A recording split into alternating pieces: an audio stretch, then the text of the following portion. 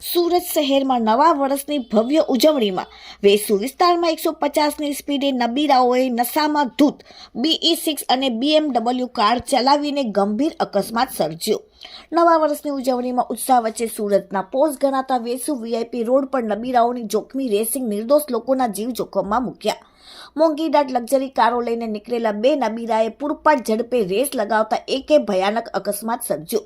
આ અકસ્માત એટલો જોરદાર હતો કે એમાં સામેલ ત્રણેય કારોના કચ્ચરધાણ નીકળી ગયા અને મ્યુનિસિપલ કોર્પોરેશનના 3 જેટલા લાઇટ પોલ જડમૂળથી ઉખડી ગયા હતા। વેસુ પોલીસે આ મામલે એક કાપડ વેપારી નબીરાની ધરપકડ કરી છે, જ્યારે અન્ય એક ચાલક ફરાર થઈ ગયો છે।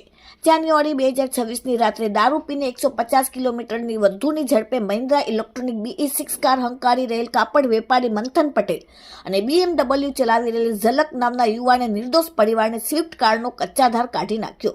આ રેસિંગ દરમિયાન BMW કારમાં ઝલકની બાજુમાં ઋષિ નામનો યુવક પણ સવાર હતો।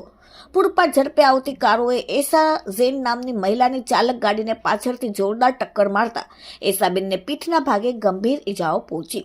હાલ તેઓ હોસ્પિટલમાં સારવાર હેઠળ છે।